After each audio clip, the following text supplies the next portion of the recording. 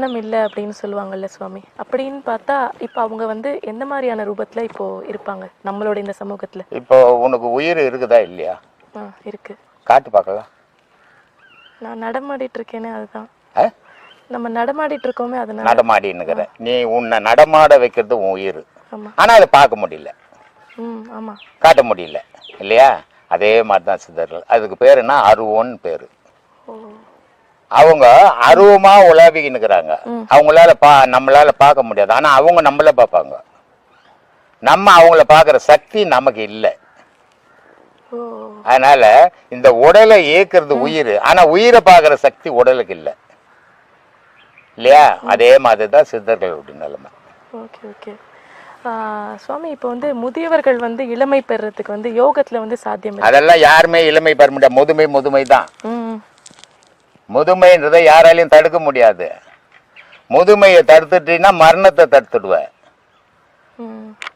முதுமையை தடுத்துட்டுனா மரணம் எது உனக்கு? அதனால முதுமையை யாராலையும் எந்த ஆன்மீகவாதியும் தடுக்க முடியாது. அது சித்தர்களுக்கு சாத்தியம், சராசரி மனிதனுக்கு சாத்தியம் இல்லை. சும்மானா ஏமாத்தின்னுப்பான். அந்த ஏமாத்தெல்லாம் இருக்கக்கூடாது. ஞானத்தில் உண்மையை மட்டும்தான் சொல்லணும்.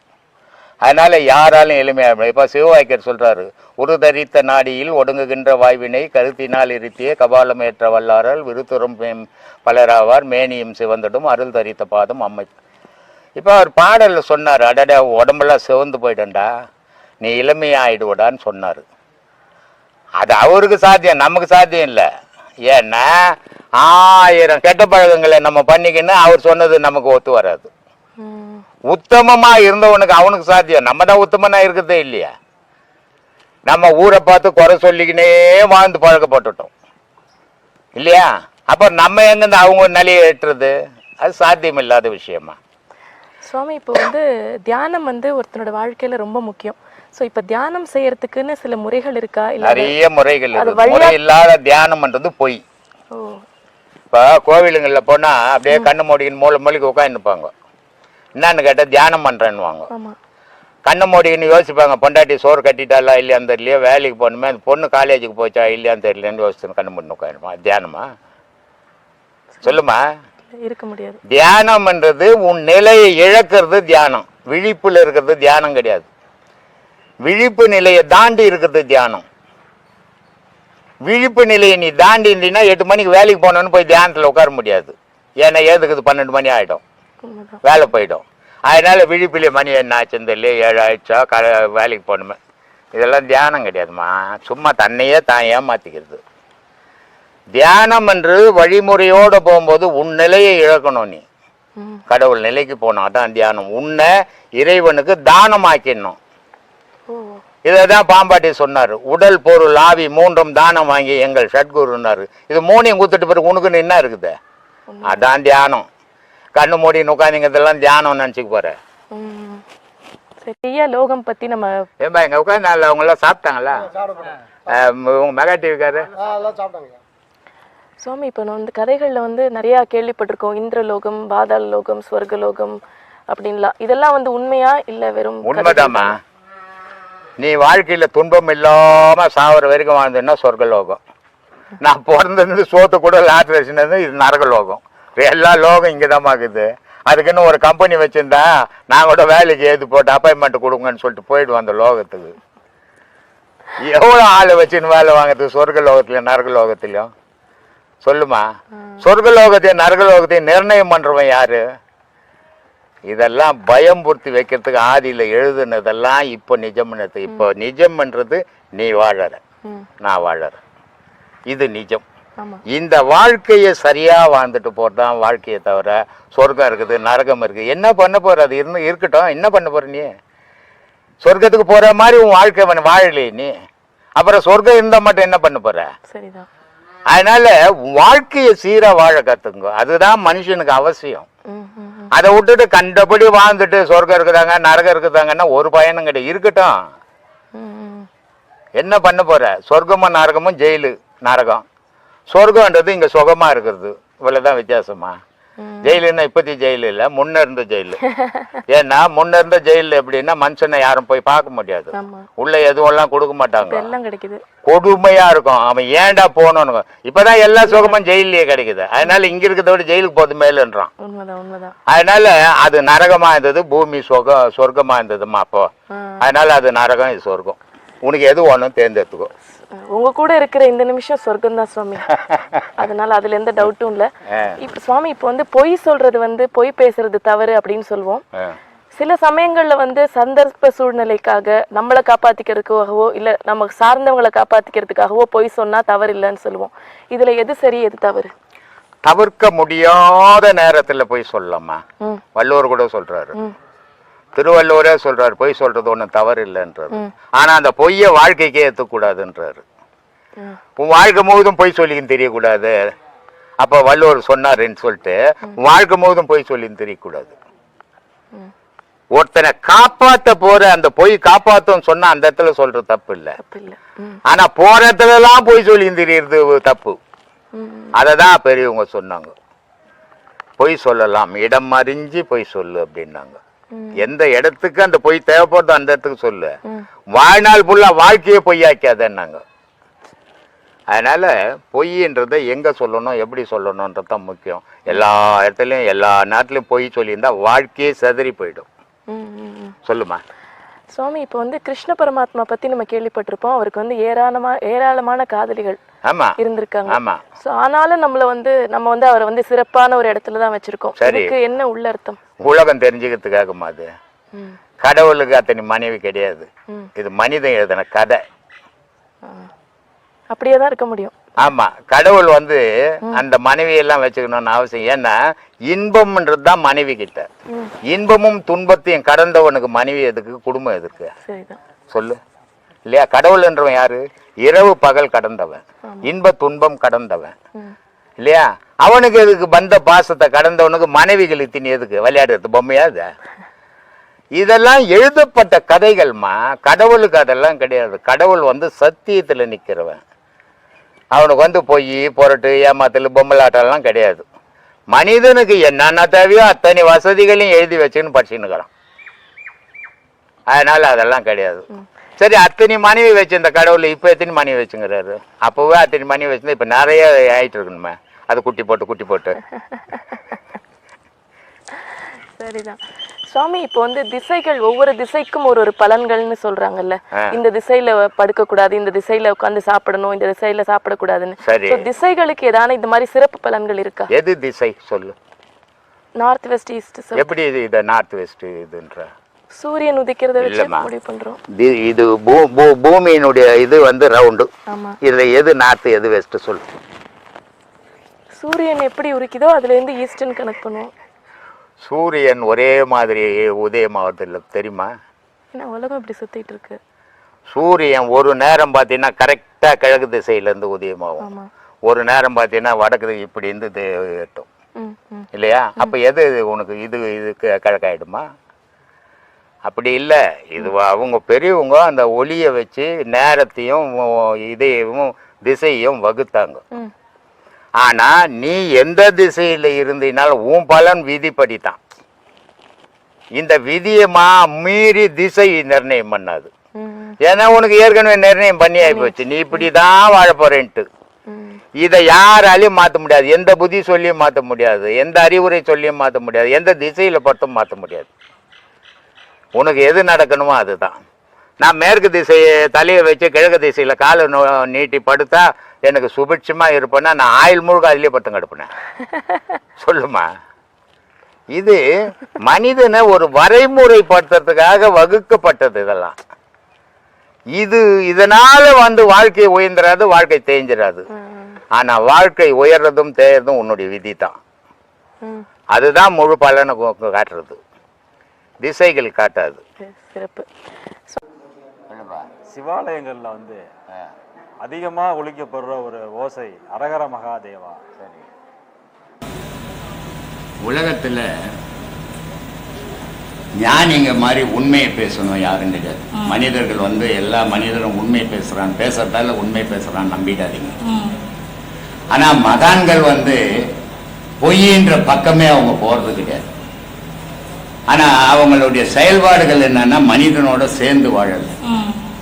ஏன்னா அவங்களுக்கு மனசுக்குள்ள ஒரு பயம், இவங்க கூட சேர்ந்தா நம்மளையும் கெடுத்துருவானோ அப்படின்ற பயத்தால மனிதனை விட்டு விலகி வாழ்ந்தான். ஆனா மனிதனுக்கு என்னென்ன சொல்லணுமோ அத்தனையும் எழுதி வச்சுட்டு போயிட்டான். இப்ப சாதாரணமா ஒரு சின்ன விஷயம் சொல்றேன். கிறிஸ்துவ மதத்துல இயேசுநாதர் ஒரு பெரிய மகான். அந்த மகான் தோன்றி அந்த மக்களுக்கு என்னென்ன தேவையோ எல்லாத்தையும் எழுதினார். ஆனா அந்த மக்கள் கடைபிடிக்கல. அவங்க வாழ்க்கைக்கு தேவையோ அதை தான் கடைபிடிக்கிறாங்க.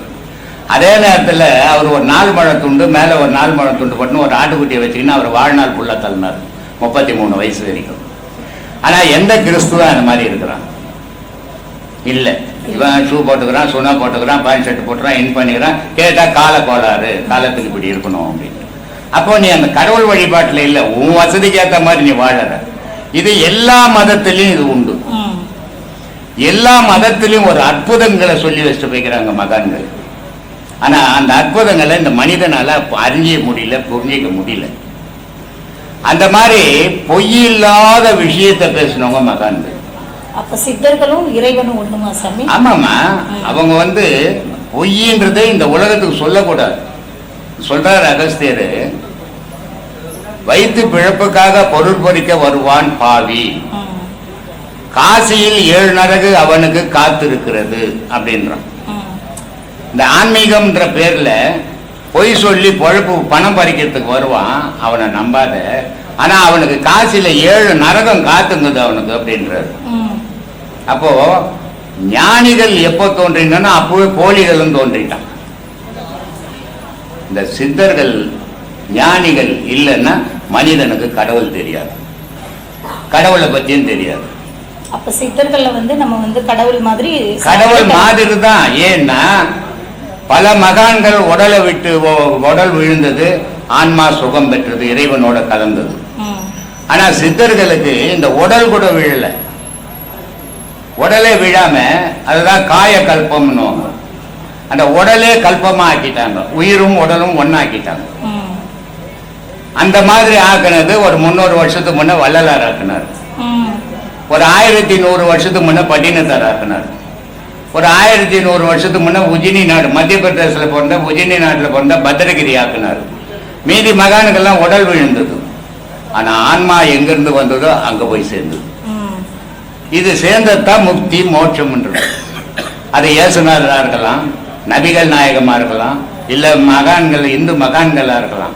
இந்து, கிறிஸ்துவ, முஸ்லீமு இதெல்லாம் நீயா வச்சுக்கிறது தான். இயற்கையில உண்டா? பிறக்கும் போது ஒரு குழந்தைக்கு கடவுள் காப்பாத்தவர்னு போட்டு வைப்பியா? இல்ல கடவுள் காப்பாத்தவர்னு அது இருக்குமா? உடனே அழுவோம். அது ஏன் அழுவுது? ஏதாவது கடிச்சிட்டு அழுவுதா, பசிக்கு அழுவுதான்னு தாய் புரிஞ்சுக்கிறார். அப்ப தாய் ஓடியாந்து பால் கொடுக்குறான். உணவு தான் கடவுள். அந்த பருவத்துல கடவுளே தெரியாது இருக்கு. அதனால்தான் சொன்னேன், சக்தியா பிறகுறான், ஜீவனா வளர்றான், மனமா வாழறான், பெணமா போறான். 6 அறிவுன்னு ஏமாத்தின்னு இருக்கிறோம் உலகத்துல. நமக்கு 6 அறிவு கிடையாது, அந்த மகான்களுக்கு தான் 6 அறிவு. ஏன்னா 6 அறிவு உள்ளவனுக்கு வேற்றுமை கிடையாது, எந்த ஒன்றுன்னு கிடையாது. உலகமே அவன் தான், உலகமே நான் தான் வாழ்ந்தவன் 6 அறிவு மனிதன். என் வீடு, என் குடும்பம், என் சொந்தம், என் பந்தம்ன்றவன் 6 அறிவு இல்லை, 3 அறிவு தான் அவனுக்கு. அப்ப அந்த 3 அறிவோட வாழற மனுஷங்கிட்ட வேற்றுமைகள் இருக்கும், மகான்கிட்ட வேற்றுமை கிடையாது. இந்த சித்தர்களும் இந்த மகான்களும் பிறக்கலன்னா இந்த மனிதனுக்கு கடவுளை பற்றி தெரியாது. ஏன்னா கடவுளை கண்டவங்க அவங்க, கடவுளோட உறவாடினவங்க அவங்க. ஆனா மனிதனுக்கு எல்லாத்தையும் எடுத்து சொல்லிட்டு போயிருக்கிறாங்க. இந்த மனிதனால அடைய முடியல. ஏன்னா இவன் ஆசை, பாசம், காமம், இந்த 3 இவனை கவிகின்னு மாயை திரையில மாட்டிக்கின்னு முழிக்கிறான். ராமகிருஷ்ண பரமஹம்சர் ரொம்ப அழகான ஒரு கதை சொல்லுவார். கடல்ல மீன் பிடிக்கிறான், வலை வீசுவான் மீனவன். ஆனா அந்த வலை இறங்கிறதுக்குள்ள சில மீன்கள் வலை கீழே தப்பிச்சு போயிடும், சில மீன்கள் வலையில மாட்டிக்கும். மாட்டிக்கிற மீன், சில மீன்கள் என்ன பண்ணும், சும்மா இருக்காது, மாட்டிக்கின்னு தூக்குனா கூட எதிரி குச்சி அந்த வலையை எப்படியாவது கீழ்ச்சிக்கின்னு தப்பிச்சு போயிடணும்னு நினைக்கும். சில மீன்கள் மாட்டிக்கணும், நம்ம சட்டிக்கு தான் போக போறோன்னு பட்டும் கிடக்கும். இன்னைய மனுஷன் சட்டைக்கு போற மாதிரி பத்தும் கிடக்குறான். தப்பிச்சு போகணும்னு நினைக்க மாட்டான். நினைக்க மாட்டேங்கிறாங்க. அந்த தப்பிச்சு போகணும்னு சொல்லி கொடுத்ததான் அந்த மகான். எப்படி எல்லாம் தப்பிக்கணும், எதெல்லாம் வழி உனக்கு. இந்த உலகத்துல எந்த கடவுளும் கிடையாது உனக்கு உயிர்னு ஒண்ணு இல்லைன்னா. 400 வருஷம் வாழுது ஆமை எந்த கடவுளை கும்பிட்டுது? காட்டுல மரம் செடி கொடி முளைக்குது, அது எந்த கடவுளை கும்பிடுது? காட்டுல இருக்கிற மிருகங்கள் எந்த கடவுளை கும்பிடுது? ஆனா 400 வருஷம் 500 வருஷம் 300 வருஷம் 200 வருஷம் வாழுது. உழுந்து உழுந்து கும்பிடுற மனிதன் கடவுளை 10 வயசுல செத்து போறான், 5 வயசுல செத்து போறான், 50 வயசுல செத்து போறான்.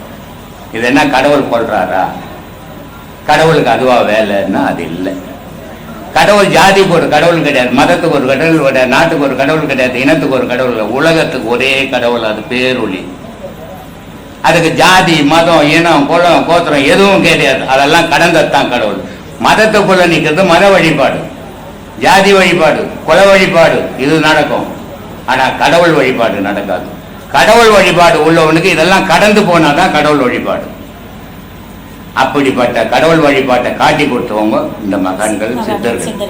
அதனால இந்த சித்தர்களுக்கு இவங்களை மறந்துடக்கூடாது. உலகத்துல எங்கேயுமே இது வரைக்கும் கட்டாத விஷயத்தை நம்ம செய்துக்கிறோம். 1.5 கோடி ஆச்சு.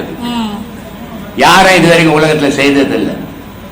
அப்படி கடவுளை காட்டி கொடுத்து நம்ம வாழத்துக்கு வழிவகுத்து கொடுத்த மகான்களை நம்ம இந்த உலகம் மறந்துடக்கூடாது.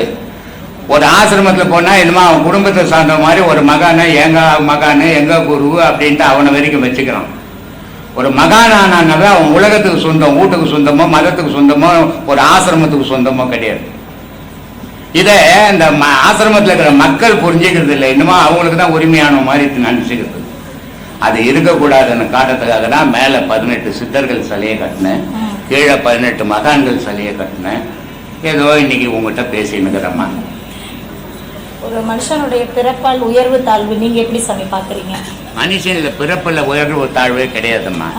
அவன் மனசுல தான் உயர்வு. தலையால பிறந்தவன் காலால நீ வளர்ந்த. யாரும் தலையாலையும் பிறக்க முடியாது, யாரும் வாளாலையும் பிறக்க முடியாது. எல்லாம் அம்மாவோட தாயினுடைய யோனியில தான் பிறக்க முடியும். இந்த நெத்தில போனா, வாயில போனா, மூக்குல போனா இதெல்லாம் கற்பனை கதைகள். ஒரு உயிர் மனுஷன்ல இருந்து மற்ற ஜீவராசி வரைக்கும் பிறப்பு இருக்கணும்னா பெண்ணுடைய பிறப்பு குழியில தான் பிறப்பு உண்டாக்கும்.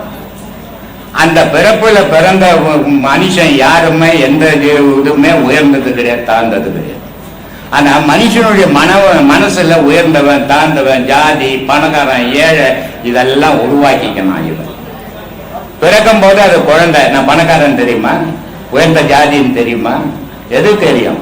அது எங்க வளருதோ அந்த மதம், எங்க வளருதோ அந்த ஜாதி, எங்க வளருதோ அந்த குலம், அப்படி வளர்ப்புல வளர்றதை தவிர இயற்கையிலே கிடையாது. இயற்கையிலே இறைவனுடைய படைப்பு மனிதன். இப்ப ஆத்மாக்களுக்கு அந்த ஜாதி மதம் எதுவும் இருக்கா? கிடையாதுமா. ஆத்மாவுக்கு ஜாதி மதமே கிடையாது. ஆனா மனசுக்கு ஜாதி மதம் இருக்குது. ஏன்னா ஆத்மாவனுடைய குழந்தை தான் மனம். மனத்தினுடைய நிலை என்னன்னா, தாயினுடைய தகப்பன் தாய்கிட்ட புணர்வு பண்ணும் போது அந்தகரணம்ன்ற ஒரு எண்ணம் ஏற்படுது. அந்த அந்தகரணம் என்ன அப்படின்னா மனம், சித்தம், புத்தி, அகங்காரம். இந்த 4 ஏற்படும் போது தான் ஒரு தாய்கிட்ட புணர்வு பண்ண முடியும். அந்த புணர்வு பண்ணும் போது அந்த தாயினுடைய கருவுல விழுந்தது அந்த அந்தகரணம் தான். அப்போ அதுக்கு வேற எதுவும் இல்லை. ஆனா அந்த தாயினுடைய கருவுல விழுந்த அந்த அந்தகரணம் உருவாக 5 பஞ்சபூதங்களும் கூட உருவாகும். அது நீர், நெருப்பு, காற்று, ஆகாயம், பூமி. இந்த 5 சேர்ந்துக்குன்னு இது சொல்லுது நான் முன்ன வந்தேன், அந்தகரணம் சொல்லுது நான் முன்ன வந்தேன். அப்போ இந்த அந்தகரணனுடைய நிலை என்ன அப்படின்னா, மனம் ஒரு பாஸ் மாதிரி, அது எந்த வேலையும் செய்யறதில்லை. இந்த 3 சித்தம் புத்தி அகங்காரம் அடியாட்களை வச்சுக்கிட்டு. அப்போ புத்தி சொல்லுது இது பாரு ஒருத்தர் பணம் எடுத்து போறாரு அப்படின்னு. சித்தம் சொல்லுது அறிவு, சித்தம்னா அறிவுன்னு அர்த்தம். நமக்கு எதுக்கு அவர் எடுத்து போறாரு, அவர் பண்ணிட்டு அவர் எடுத்து போறாரு. அகங்காரம் சொல்லுது நீ போடுங்கிறியா நான் போடுங்கட்டா, இல்லைன்னா நான் பிடிங்கன்னு வந்துடுறேன் பண்ண பிடிங்கன்னு வந்தோம். அப்போ அகங்காரத்தினுடைய நிலை என்ன, நன்மையும் செய்யும் தீமையும் செய்யும். அதனால்தான் சொன்னார் சிறுவாய்க்கு ரொம்ப அழகா சொன்னார். சேவல் 4 குஞ்சிகள் 5 கூவமான கூட்டுக்குள்ளே சண்டை கொள்ளுது. நான் தான் முன்ன வந்தேன், நீ தான் முன்ன வந்த. இந்த வீடு எனக்கு தான் சொந்தம் இருந்து. சொல்லுங்க. ஆத்மானுக்கு ஐயா, என் பேர் சுசேராஜ். நான் ஒரு கிறிஸ்துவன் ஐயா. நான் கல்ஃப் நாட்டில் ஒரு இதில் வேலை செய்வேன். கிறிஸ்துவன்ட்டு எப்படி சொல்ற? நீ பிறக்கும் போது கிறிஸ்துவனா பிறந்தேன். அது எப்படி பிறக்கும்போது கிறிஸ்துவன்? எங்கள் அப்பா அம்மா கிறிஸ்துவனு. உங்க அப்பா அம்மா கிறிஸ்துவனா தான் நீ கிறிஸ்துவன் ஆயிட்டா? பிறக்கும்போது குழந்தையா தானே பிறந்த? குழந்தைதாங்க ஐயா. என்ன கிறிஸ்துவன்றது இடையில வச்சுக்கின பேர் தானே? அதுதாங்க ஐயா, அதுதாங்க ஐயா. அதாங்க ஐயா, உங்களோட வீடியோஸ் எல்லாம் நான் நிறைய பார்ப்பேங்க. வெளிநாட்டுல இருந்து பார்த்துட்டு நிறைய அங்கே நம்ம ஃப்ரெண்ட்ஸ் எல்லாரும் சேர்ந்து பார்ப்போம். நீங்க என்னன்னா பொதுவா நிறைய விஷயம் சொல்றீங்க. மத ரீதியா இல்லாம பொதுவான விஷயங்கள் நிறைய சொல்றீங்க. மதத்தை பத்தி நம்ம பேசக்கூடாதுப்பா. அதான் மலேசியாவில் வந்து லைசன்ஸ் வாங்கினோன்னே அவங்க அங்கே எலெக்ஷன் அவங்க சொன்னாங்க, தயவுசெய்து மதத்தை பற்றி மட்டும் பேசாதீங்க. ஏன்னா நான் இங்கேயே மதத்தை பற்றி பேச மாட்டேன். அதுதான் ஐயா. மதம்ன்றது எதுக்காக வைக்கப்படுறதுன்னா கடவுள் அடைய முடியாது. எந்த மதத்துக்காரனும் கடவுள் அடைஞ்சோன்னா கிடையாது. ஒரு நபிகள் நாயகம் வந்தார், ஒரு இயேசு வந்தார், அதுக்கப்புறம் எந்த மகானாவது வந்தாங்களா? வர முடியல. ஏன்னா அவங்க வரும்போது அவங்களுக்கு மதம் கிடையாது, மனுஷனா வந்தாங்க, ஞானியா மாறினாங்க. ஆனா இப்போ இந்த மதத்தில் இருக்கிறவங்களால கடவுளை அடைய முடியாது. மதத்தை வழிபாடு பண்ணலாம், கடவுள் வழிபாடு பண்ண முடியாது. அதனால தாங்க ஐயா நீங்க சொல்ற விஷயம் வந்து நிறைய பொதுமறையா இருக்கிறதுனால எல்லாருக்குமே பிடிச்சிருக்கு. எல்லா மதத்துக்காரங்க மக்கள் வந்து எல்லாரும் ஒண்ணுதானப்பா. அதுதான். இதுல என்னப்பா மதங்குது? நீ செத்தினா போனம் தானே உனக்கு பேரு, நான் செத்த போனம் தானே எனக்கு பேரு. அப்புறம் எந்த மதம் வந்து என்னை காப்பாற்ற போகுது? எந்த கடவுள் வந்து என்னை காப்பாற்ற போறாரு? எந்த கடவுளாலையும் யாரையும் காப்பாற்றவே முடியாது. எந்த மதத்தாலையும் எவனையும் காப்பாற்றவே முடியாது. அவன் சாப்பிட்ற சாப்பாட்டால் தான் அவனை காப்பாற்ற முடியும். சாப்பாடு தான் கடவுள். அதை விட உலகத்துல ஒன்றும் இல்லை. காட்டுல மரஞ்செடி கொடி முளைக்குது, அது எந்த கடவுளை கும்பிடுது? மழை தான் அதுக்கு ஆகாரம். மழை இல்லைன்னா புல்லு பூண்டு கூட இருக்காது. மிருகங்கள் வாழுது, அது எந்த கடவுளை கும்பிடுது? வாழல அதுங்க. மனிதன் கடவுளும் செத்து போயின்னுக்கிறானே. மனிதன் கடவுள் கெட்டு போயின்னுக்கிறானே. மனசை சீர்படுத்துங்க, மதத்தை மறந்துருங்க, கடவுளை மனசுல சுமக்க கத்துக்குங்க. அதுதான் கடவுள் வழிபாடு. சரிங்க. ஒரு 2-3 கேள்விங்க, ஏதாவது தப்பா இருந்தா கோச்சுக்காதீங்க. இப்போ பைபிள்ல இருந்து ஒரு வார்த்தைங்க, அதோட அர்த்தத்தை உங்ககிட்ட கேட்கலான்னு. அதாவது இயேசு என்ன சொல்றாருன்னா, என் வார்த்தைகளை நீங்கள் தொடர்ந்து கடைபிடித்து வந்தால் உண்மையில் என் சீடர்களாய் இருப்பீர்கள், உண்மையை அறிந்தவர்களாயும் இருப்பீர்கள், உண்மை உங்களுக்கு விடுதலை அளிக்கும் அப்படின்னு சொல்றாரு. அப்போ அந்த விடுதலை எங்க இருந்து நமக்கு அளிக்கப்படும்? அந்த உண்மை ஒரு இங்க கூட நான் என்ன சொல்லினுக்கிறேன், நீங்க சொல்றது அதேதான். பல உண்மைகள் இங்க சொல்லினுக்கிறேன். ஆனா நான் சீடர்கள் இல்லைன்றேன். ஆனா 1,00,000 பேருக்கு உபதேசம் கொடுத்துக்கிறேன். ஏன் சீடர்கள் இல்லைன்னு சொல்றேன்? உபதேசம் கொடுத்த நான் தானே குரு, அவங்க தானே சீடர் இல்லைன்ற. ஏன்னா நான் சொல்றதை கடைபிடிக்கிறது இல்லை, நான் சொல்றபடி வாழலை இல்லையா? அப்போ நான் சொல்றபடி வாழ்ந்து நான் சொல்றபடி போனாங்கன்னா கண்டிப்பா என்னுடைய சீடர்கள் தான். அதை தான் அவரும் சொல்றாரு. அந்த விடுதலை கிடைக்கும்னா எது? ஆமா, விடுதலை நீ உன்னை அறிஞ்சினா தான் உனக்கு விடுதலை. உலகத்தை அறிஞ்சினா உனக்கு விடுதலை கிடையாது. மனிதனுக்கு ஒவ்வொருத்தனும் விடுதலை அடையணும். இந்த உலக வாழ்விலிருந்து விடுதலை அடையணும்னா சுய விசாரணை பண்ணணும். சுய விசாரணைன்னா நான் யார், மதம், ஜாதி, பணக்காரன், ஏழை, அதெல்லாம் மறந்துடணும். நான் யார், எதுக்கு பிறந்தேன், எதுக்கு வளர்ந்தேன், எதுக்கு வாழறேன், என்ன செய்ய வந்தேன், நான் என்ன செய்துன்னுக்கிறேன். இந்த கேள்விகள் உங்க மனசுக்குள்ளே எழணும். அப்போ உங்க ஆன்மாவுக்கு விடுதலை கிடைக்கும். அது இல்லாம சும்மா ஜாதி, மதம், குலம், கோத்திரம் சுத்திருந்தா விடுதலைன்றதே கிடையாது. குருவோட வார்த்தையை அப்படியே கேட்கணும். கேட்டால்தான் விடுதலை. கேட்கறதுக்கு குரு விடுதலை அடையறதுக்கு தான் குரு பேசுறான். ஆனா குரு விடுதலை அடைய பேசுற வார்த்தையை இவன் விடுதலை அற்றுக்கிறது இல்லை, வாழ்க்கைக்கு உபயோகப்படுத்திக்கிறான்.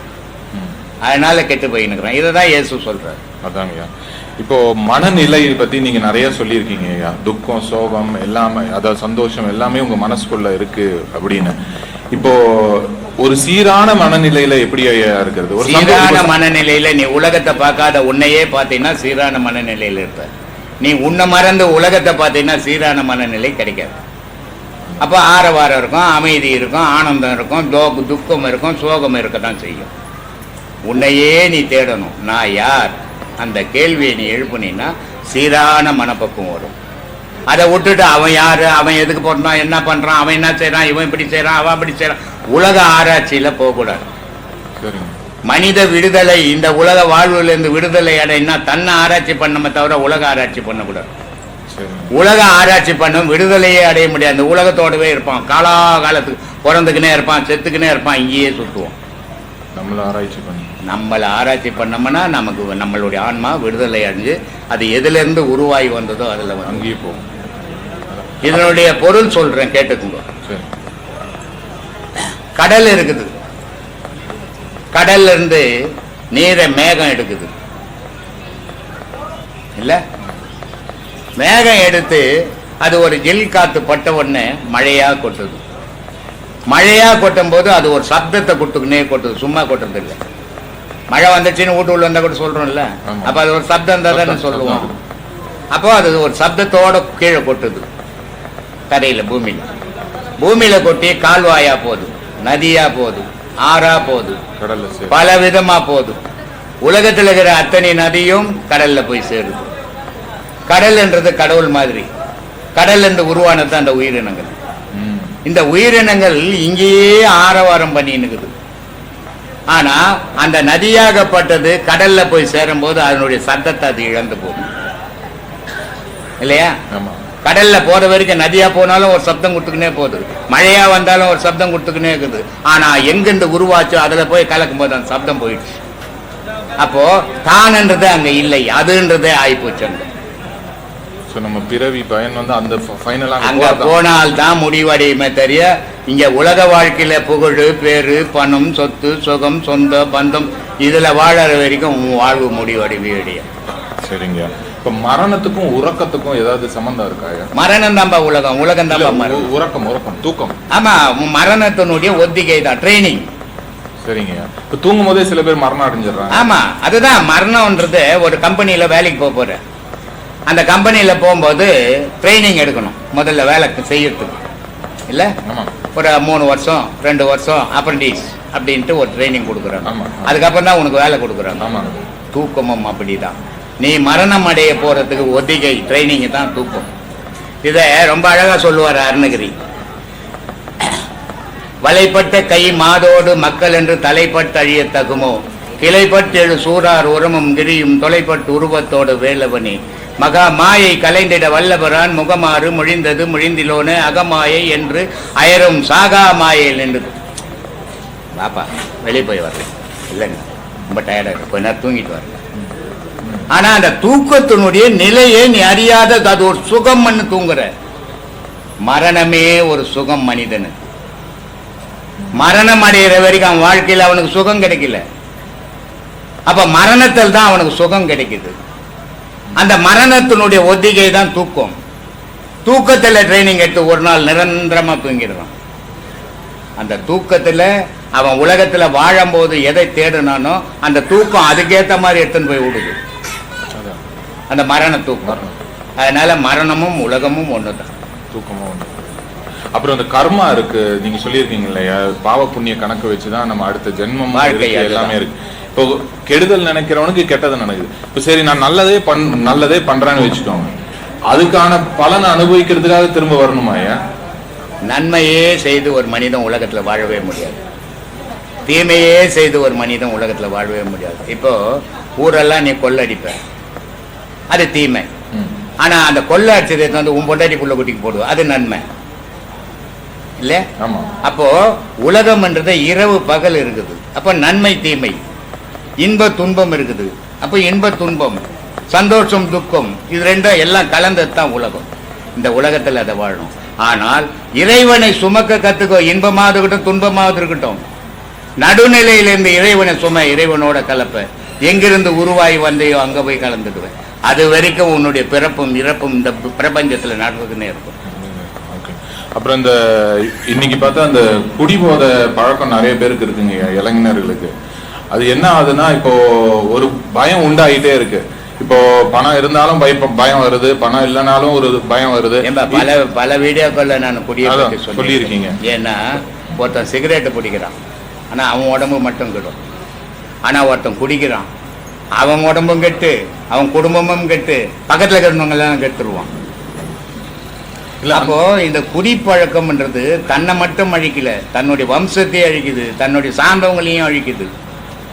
ஆனா அந்த குடிப்பழக்கத்தால உன் மனைவி கிட்ட நீ சரியான ஆண்மகனாவே இருக்க முடியாது.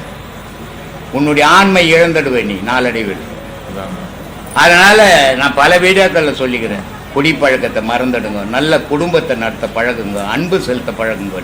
ஆனா அந்த பயம் வருது இல்லைங்க இல்லையா, அதனாலதான் போய் குடிக்கிறாங்க. குடிச்சு அந்த பயம் வராம அந்த குடிக்கும் போது அந்த பயம் இருக்கிறது இல்ல. ஆமா, சில பேரு உட்காந்து நல்லா குடிச்சு நரசு வீக்கான்னு போயிடுவேன், சும்மா உட்காந்துப்பான் ஒண்டியா, ஐயோ என்னை வெட்ட வரான் குத்த வரான்வான். காரணம் என்னன்னா பிரெயின்ல இருக்கிற மூளை நரம்பு பாதிச்சுன்னா இந்த பயம் வரும். இந்த மாதிரியான இல்லாதது இருக்கிற மாதிரி கற்பனையை காட்டும். ஒரு குவார்டர் வாங்கி கொடுத்து அவன் குடிச்சு போட்டான்னா அந்த தெளிகிற வரைக்கும் தைரியமா இருப்பான். காரணம்னா அந்த நரசு வச்சுக்குச்சுன்னா தைரியமா இருக்கிறோம், அந்த நரசு வீக்காச்சுன்னா பயப்படுறோம். இதுதான் குடியினுடைய தன்மை.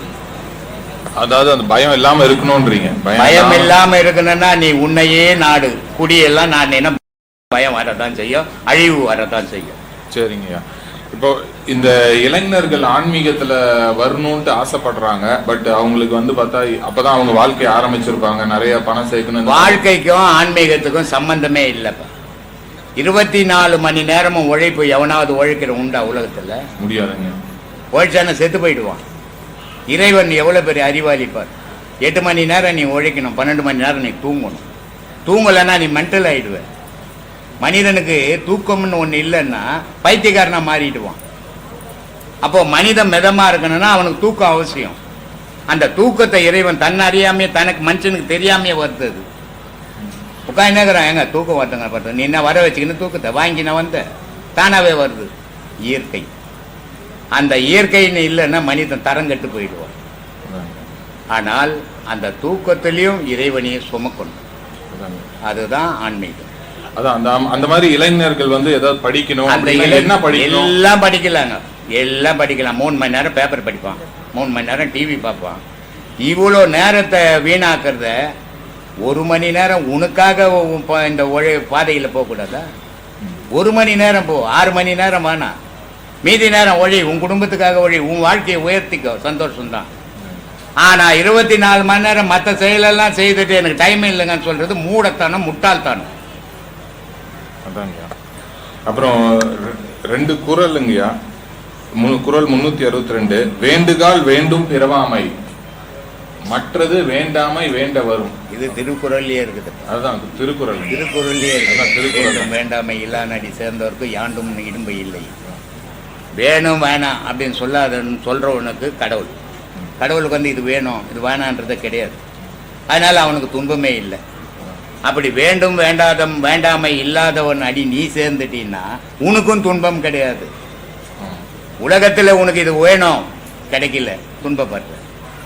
ஆனா இது வேணும் வேணான்றத நிலை போயிடுச்சுன்னா உனக்கு ஏது துன்பம்? ஒரு அழகான மனைவி வேணும்னு ஆசைப்பட்டு ஊரெல்லாம் பொண்ணு பார்த்துருந்த, ஆனா அசிங்கமான மனைவி கிடைச்சிட்டா வாழ்நாள் ஃபுல்லா துன்பம் தானே, பெரியவன் சொல்ல முடியாது. இதுதான் வாழ்க்கை. அதனால அந்த வேண்டும் வேண்டாமை இல்லா நடி சேர்றதுக்கு வழி தேடி. அதாங்க கடைசி கேள்விங்கய்யா. ஐயத்தை நீக்கி தெளிந்தாருக்கு வையத்தின் வான நனைய துடைத்து. அதாவது ஐயம் தெளிஞ்சிருச்சுன்னா இந்த உலகம் இல்லாம ஐயம்னா கடவுள்ன்றது எது? எத்தனை கிறிஸ்துவ மதத்துல ஒரு கடவுள், முஸ்லிம் மதத்துல ஒரு கடவுள், இந்து மதத்துல பல கடவுள், புத்த மதத்துல இருக்குது, ஜெயின மதத்துல, இதுல எது கடவுள் சொல்லு, நான் ஏத்துக்கிறேன். இது எதுவுமே கடவுள் கிடையாது, இதெல்லாம் மத வழிபாடு. கடவுள் என்றது பிறப்பு இறப்பு இல்லாததான் கடவுள். பிறந்தவன் மகான், பிறந்தவன் மனுஷன். இப்ப இயேசு பிறந்தாருன்னா ஒரு மகான், கடவுள் கிடையாது. அவரே சொல்றாரு அதை, என்னை கடவுள்னு சொல்லுபவன் ஒரு முட்டாள் என்றாரு இல்லையா? பாவத்தின் சம்பளம் மரணம் என்றாரு. அவர் என்ன பாவம் பண்ணாரு? அவருக்கு மரணம் வந்தது. அப்ப பாவத்தின் சம்பளம் மரணம்ன்றது எதை சொன்னார் அவருன்னு சிந்திக்கிறது இல்லை. எந்த பாதிரியாரும் எந்த கிறிஸ்துவனும் சிந்திக்கிறது இல்லை. உன் மூச்சு வெளியே போனா பாவம், உனக்கு மரணம் வந்துடும். உன் மூச்சு உனக்கு உள்ள அடங்கினா உன் வாழ்க்கை வாழ்ந்துருக்கும். அதனால இந்த மூச்சு வெளியே போனா அது பாவண்டான்னாரு அவர். தட்டுங்கள் திறக்கப்படும், கேளுங்கள் கொடுக்கப்படும். ஊரா மட்டும் வீட்டு கதவுங்களெல்லாம் தட்டிங்கிறானுங்க, இவங்க வீட்டு கதவை தட்டுறானா. இப்படி எல்லா மகான்களும் எல்லா ரகசியத்தையும் சொல்லிக்கிறான். மனுஷனுக்கு புரியலையா? புரியல. அதனால இவன் கண்டபடி தெரிஞ்சுக்கிறான், காட்டு மிராண்டி மாதிரி. கேட்டா என்ன மாதிரி அறிவாளியே இல்லைன்றான். இத்தனை மதங்களுக்கு இத்தனை பேர் கடவுள்ன்ற, எது கடவுள்? கடவுள் இருக்குதுன்னு 10 நாள் உன்னை போட்டு ஒரு ரூம்ல பூட்டு, கடவுள் இல்லடா சோறு தாண்டா கடவுள்னு ஒருத்தனை பூட்டு, 10வது நாள் கதவை தோற கடவுள் இருக்கிறது, நீ செத்து போயிருப்பான், அவன் ஏந்து கிழங்கு மாதிரி வெளியே வருவான். அப்ப அவனை காப்பாத்துறது எது? அன்னம் தான், ஆகாரம் தான். ஒரு குழந்தை பிறந்த உடனே கடவுள் தெரியுமா இருக்கு? கடவுளை கும்பிடுறாரு, கடவுள் காப்பாத்துறாரா? தாய் பால் தான் காப்பாத்துது. அதனால பட்டினத்தார் அழகா சொன்னாரு, முதற் சங்கு அமுது ஊட்டும்னாரு. குழந்தை பிறந்த உடனே தாய் கொடுக்குற பால் அது அமுதண்டா, பால் கிடையாது. அமுது ஊட்டும். இடைச்சங்கு நல் விலங்கு பூட்டும். தாலி கட்டினீன்னு அப்போ ஒரு பாலம் பழம் கொடுப்பாங்க, உனக்கு விலங்கு போட்டுனடா நீ ஏன்றாரு. கடைச்சங்கு அம்புட்டோ இம்புட்டோ அது ஊடுமே. கடைசியில ஒரு பால் ஊற்றுவாங்க, அண்ணன் வந்துக்கிறா, தம்பி வந்துக்கிற, தங்கச்சி வந்துக்குதுன்னு. அப்ப இப்ப பொழைக்குமா போகுமான்னு தெரியாதுன்றாரு. அதனால பால் உணவு இதுதான் கடவுள், மீதெல்லாம் கற்பனை தான். போ. இப்போ இயேசுநாதர் சொல்றாரு பரலோகத்தில் இருக்க எங்க பிதா அப்படின்றாரு. இந்த பூலோகம் பரலோகம் அப்படின்னு என்னங்க? மேல்லோகம் பரலோகம், கீழோகம் பூலோகம். இப்ப நம்ம வாழறதெல்லாம் பூலோகம், இறைவன் வாழறதெல்லாம் பரலோகம். இக பரமன்னு ரெண்டு இருக்குது இல்ல, மேல் லோகம்னு ஒண்ணு இருக்குது இல்ல. மேல இருக்கிறவன் இறைவன், கீழே இருக்கிறவன் மனிதன். கொடுக்குறவன் தர்மவான், வாங்குறவன் பிச்சைக்காரன். இப்படி எல்லாமே இருக்குது. நன்றி.